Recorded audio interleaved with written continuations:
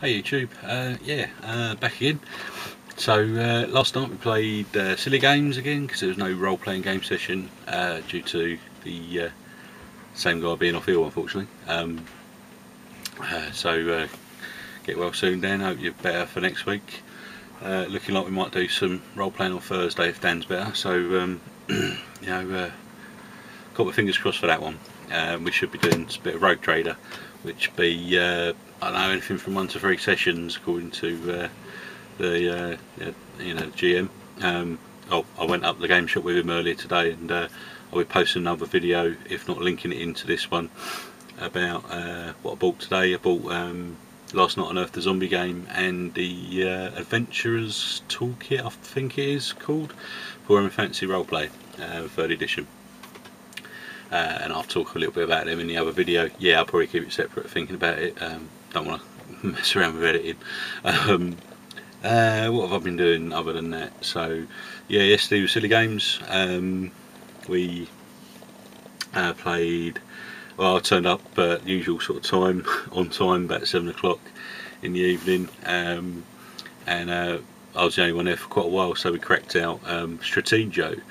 I don't know if any of you guys have played that. I've got a copy up in the loft that I've had since I was about 10, maybe a little bit older than 10. It's an old, great big box, and the one I've got has got red and blue sort of castle pieces like rooks from a chess set.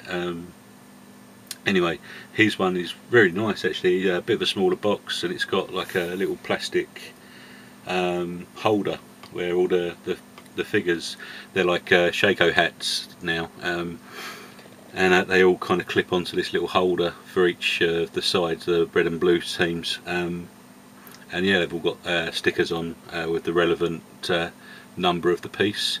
In Stratego you get be nice if I had the set with me, but it's up in the loft somewhere. I'm not going to mess around with that at the moment, just for a video. But yeah, basically you have numbered pieces 1 through 10, and you have more of some than the others.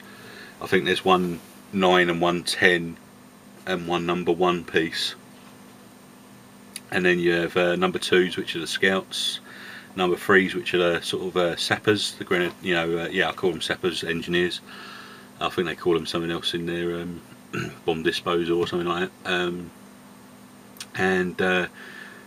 Then you have sort of 4 through 4's a sergeant. They got no special rules, most of these, they're just higher numbers. So you've got several sergeants, then you have several lieutenants, and then you have colonels, and right up to captains and commanders and generals. Yeah, all the way up to like your 10th one, which is your general or whatever. The number 1 piece you only get 1 of, and that's the spy character, and it's a female depicted on the piece, and the idea is that she can attack the number 10 opposition piece and take it, i.e. she seduces the general and makes him go away from the battle or something like that. And of course you only get the 1 number 10 piece, so if you can get your number 1 to take his number 10, you've done really well. Problem being, the number 1 piece can be taken by everything else on the board, even a scout, so that makes it very, very hard to get in range of the general, and they generally know that it's coming for them because you're moving it very close to their general, when obviously you uncover their general's location on the board. So set up, everyone's got the same pieces. Set up is, it's on a board, like a chessboard. It's a grid pattern. There are certain areas of water that you cannot go in when you're actually playing the game, but as setup goes, you've each got, I think it's the first 3 squares and up the board and all the way across the board to deploy in. I think it's the first 3, it might be the first 4, and basically it's a capture the flag game. So you get 1 flag piece, and you also get several bomb pieces, So idea is you've got to strategically place your flag somewhere on the board, protect the flag with bombs and high level characters usually, and also make it very hard for the opposition person to discover where your flag is and get into your camp or your battle lines. So you can attack, you can withdraw freely on the board. Every piece in the game, apart from the scout, can move one space only per turn in a straight line, not a diagonal line. That gets quite important when you're moving things around, that you can't move diagonally. The scout characters pieces can move any amount of squares in any straight line apart from diagonally. So they're proper scouts, you know, they scout ahead. They can get taken very easily because they're only number 2, but they are very handy at finding where the opposition's pieces are. For example, bombs, for example, you can run your scout right up into a bomb. Alright, you've lost a scout, it's only a number 2 figure, but that's kind of what they're there for, cannon fodder. So you run him up the board, you hit a bomb, the scout dies, you know where that bomb is now. If something hits a bomb, the bomb doesn't disappear, it stays on the map, but you know it's there. So then the idea is you can get one of your sappers, your number 3 pieces, to the bomb, and he can dispose of the bomb. And the bomb then gets taken off the board and the sapper will remain, so you can then move him back again to dispose of another bomb if you want. You get several of each piece, apart from the high level pieces and of course the spy. But yeah, so usually the flag is surrounded by bombs in one way or another, so once you've lost your sappers, it's impossible to win the game usually, unless they've done something silly with their deployment out of the norm, thought out of the box a bit. But that's highly unlikely really, because bombs are the best defence against your flag. So yeah, really good game there. That's the general rules of it. I lost right at the end, last knock-ins. It was a blooming stressful game though, let me tell you. It must have lasted for a good half hour or more. One of the other players turned up while we were playing, and he sat there for about 10 or 15 minutes twiddling his thumbs, unfortunately, and making cups of tea. But yeah, I lost all my sappers early on in the game, and therefore couldn't really win because he had his flags completely surrounded by bombs. That I found out at the end of the game, of course. But yeah, he managed to outmaneuver me, unfortunately, and I couldn't catch him up to prevent him getting my flag at the end. He actually caught my flag. I could have just stayed put, and should have done, but he ran rampant beyond my line. So anyway, that was Stratego, and if you haven't played it, I recommend it. 2-player game only though, unfortunately, but very strategic game. You know, it's a bit like battleships where you don't know what's coming up next, but you can sort of hunt around a little bit with your low end figures and see what's out there. Right, so next was, well, yeah, sorry, we were about to kick into a game that I can't remember the name of. It's a really old 80s game, one of these little punched out squares, you know, little squares of card, a bit like those in battle cards, which I've got up there. You know, you get massive sheets of punched cardboard, little squares you had to punch out for little tokens. It was one of those type of games, and we were kind of looking forward to playing it. It's a bit like Risk, apparently. Can't remember for the life of me what it was called. But then the 4th player turned up, and so we put that back in the box and broke out Battlestar Galactica with the Pegasus expansion. We had played Battlestar Galactica a few months back, and we lost because the host was the Cylon, unfortunately, and it turned out that yep, this time the host began to Cylon again and won. But it lasted till about, I don't know, I think we were playing till about 10 to 1 in the morning, so a good sort of 3 or 4 hours maybe. and yeah, went off quite a while. We lost, so oh god, what a night, eh? I lost both games, so what can you do? Anyway, so today, yeah, I popped down to Leisure Games to show me where, you know, the host for last night. I showed him where Leisure Games was down in Finchley. We had a look down there. Bought him a birthday present from a couple of weeks ago that I kind of owed him, if you like. He picked up the Scion, Scion RPG. He picked up the core book. I bought him I think it was the Ragnarok campaign setting, if you like, book. And I'm pretty sure he picked up the companion as well. They had the God and Demigod books there, but it was getting a bit expensive by then, so he left them on the shelf, you know, and it'd take a little while to get the characters up to that sort of level of game anyway. I think the idea behind that game, from what he was discussing with me, was you can set it in like all the different mythologies out there, really, like Egyptian, Celtic, Norwegian, like Viking sort of Norwegian mythologies, loads of different ones, you know, Asian ones, you know, loads of different mythologies, and the idea is you're the sort of the god's son, if you like.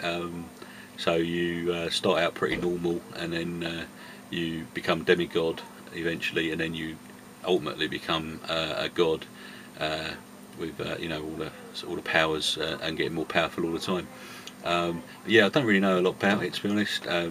Uses the usual sort of White Wolf dot system, you know, dots equals d10s system from Storyteller.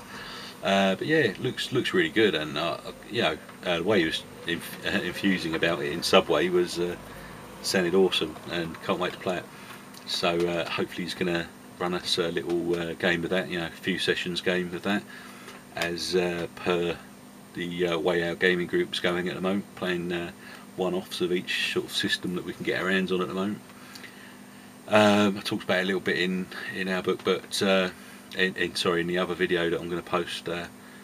But yeah, the guy saw Warhammer Fantasy Roleplay 3rd edition, you know, the big box set. Saw that on the shelf and said, "Oh, I've been really interested in getting this," but I said, "Oh, I've actually got it at home and kind of want to run it, but didn't know how you guys sort of felt about playing it, because I've kind of mentioned it off the cuff, but I don't think many people know what it is and how different it is and stuff like that." But he had a quick look at the box and he's like, "Oh yeah, I really want to play this," and I mentioned to him that, you know, it's 3 players out of the box and you kind of have to photocopy things, and it's a bit rubbish, to be honest. And the Adventures Toolkit's pretty hard to get hold of, at least in the UK at least. Anyway, it seems to be sold out everywhere. But I had a look on the shelves, and lo and behold, there was a copy of it. So quickly asked the shop, you know, the guys behind the counter there, that if it was the right one that I was thinking of, and yep, sure enough it was. So I picked it up on the spot. Got a copy of that now, so can kind of run 4 players now properly without photocopying anything. Should be really good. So hopefully I can get a little couple of sessions game in that, and if they like it, we can maybe pick up one of the published adventures or one of the campaigns or something. We can have a little look at running that for a few weeks. Yeah, what else has there been going on? I've barely been at my computer, so no computer gaming has been done this week, really. I've just been shattered after work. It's been one of those weeks. The summer holidays have started, and they're completely redoing our place at work, so I'm not getting on the computer a lot in the evenings. I'm just sort of sitting on my bed in front of the laptop, catch up with a few things, and then get sparked out. But I got on GooglePlus. One of the people at work invited me on to GooglePlus, and I've been having a little look at that. It's kind of like Facebook, but you can choose who sees your posts, if you like. So you can make different groups up, which are called circles, and you have your circles of you have different circles which are contain people that you want in those circles, people with like minds, for example. So you can post stuff up that to that circle can see, and none of the other circles can get into it. Just in case you can. So if you can post something that the other person might, the other circle probably won't like, but you like it, you can post it in there. Like you can have a gaming circle if you like, and post all your nerdy gaming stuff into it, and it's kind of, have your own little sort of Facebook for gamers if you like, but it's completely personal to you as a Google account holder. Yeah, so really good. It very similar, very similar to Facebook with its stream page, if you like, which is like the Facebook wall. And if you've got like an Android phone, I think it's even more integrated into the whole Android sort of operating system, if you like, where if you you can take a picture with the app, and it automatically goes into sort of a Picasa, Google Picasa sort of folder, if you like, a collection on there. So it's kind of goes up to the cloud, if you like, as well as on your phone, and yeah, it's pretty good. I've got an iPhone at the moment, so I can take a picture either within or without the app, edit it all outside, of course, and go in to the app and quickly create like a little post up using pictures on my phone, or I can take one on the fly. I like to sort of muck around with the iPhone pictures because I've got the old 3GS, the old 3G even, and it's got like the old technology in it basically. I'm still umming and ahhing what phone to get next. I'm thinking about walking away from Apple, to be honest, for a reason I won't go into here, but yeah, it's very nice little system, really. Can't really say a lot more about it, to be honest. I've not really played with everything, or I don't think I have. I certainly hope I haven't, because at the moment it looks like any other social website, really. Or say any other one, any other Facebook style one. So I don't know. I kind of like my Twitter better than anything else out there at the minute. I prefer choosing who to follow, and I prefer choosing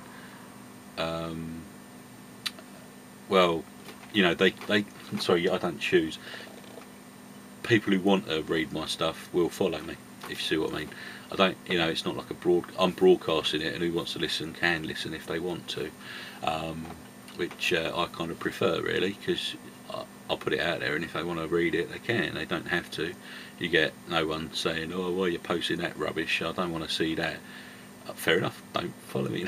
If you don't follow me, then if you don't like it, get a few of those sort of comments at work, like, "Oh, why are you posting pictures of your miniatures and all this, and what's all this all about?" And I'm like, well, that's what I kind of use Twitter for. That's my hobby. If you're not interested in it, why bother following? You see what I mean? So, and I know a few people who have different Twitter accounts just because they post different things to them. Whereas GooglePlus, you just have different circles of friends, if you like, or acquaintances that are interested in those different things. So I say a gaming circle, a miniature circle. So not all gamers like miniatures. You could have a film circle, for film reviews, or book club circle, stuff like that. It's pretty good actually. I like it. It's a customisable Facebook. There you go. You can customise what friends are with, or invited to read what posts you put up. It's pretty good. I like it. So yeah, when you type up a little wall post, for example, you can choose just by selecting the circles that you've got created which ones see it. Pretty good. Or just choose the catch-all, everyone can see it, sort of fun. But yeah, I like it, and it's got me thinking of what groups to create actually. Pretty good. Yeah, so that's about it really for computers. Yeah, I haven't got any miniatures done, as I said. I think that's about it. Okay, so I'll wrap this one up, but just on 20 minutes. See you later. Bye bye.